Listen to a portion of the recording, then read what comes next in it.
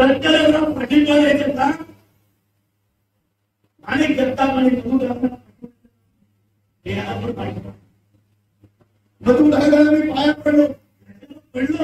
माझ्या घरामध्ये माणिक जगताप मी फॉर्म भरण्याच्या दिवशी तुमच्याकडे केलं सांगितलं पाहिजे तुम्ही सांगितलं मी करतोय ना ती प्रामाणिक करणार आहे पण हा मला 100% होणार आहे पण तुम्हाला आपण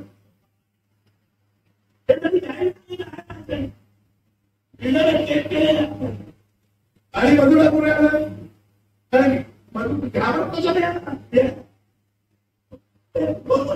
घाबरत होता मी म्हणा मी गेलो आणि मी बाहेर पडतो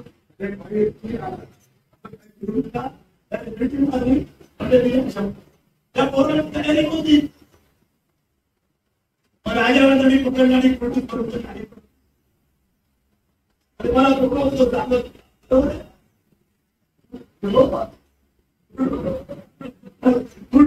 नेला आणि मग आपण काय केलं कोणाला जरी फसवलं नाही ते तरी कोणाला फसवलं नाही. मोदी तर माहीत आहे पण सगळ्यात या जिल्ह्याला तो घराणा आपल्याला तसं मी गेल्यानंतर मधून राठोडाने म्हणाले की भाई तुम्ही आवाजाने बोलला विषय संपला. तसंच शरद पवार साहेबांनी सांगितलं जनता सगळ्या बाहेर काढून मिळाले विवेक पाटील आणि पवार साहेब धैर्यशील आपण बाहेर काढलं धैर्यशील असं विचार होत होता आता तुम्ही का मला बाहेर काढत होते तुम्ही मला काढत नाही काय ठीक आहे सांगितलं मी तुझ्या शेवटचा एक मागणी करतो तुम्ही तुझ्या मुलीला ऍक्सेप्ट करो. आमची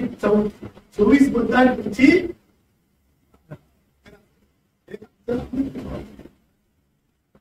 11 मुद्द आणि आपण दिलं त्याच्या मुलाला आपण मत दिली त्याच्या मुलीला आपण मत दिली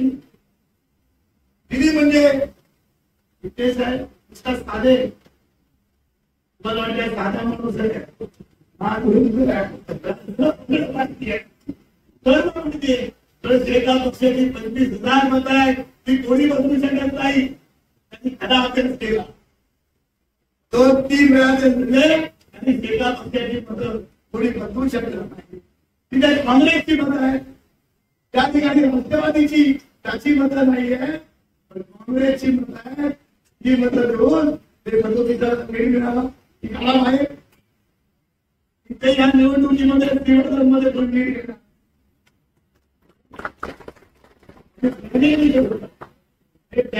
तुमची ताकद आपल्याला मिळाली त्यांच्या मदतीची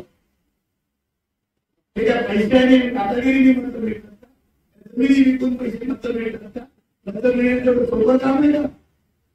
मत बदलत नाही मी नुसते काँग्रेसवाल्यांकडे गेलं तर आमच्या कोणी सगळे लंबटवाले बोलून पडले बरोबर आहे ना मी पिढी आता मागे नव्हते तुम्हाला राजकारण करताना कुठे मागे सांगतो ते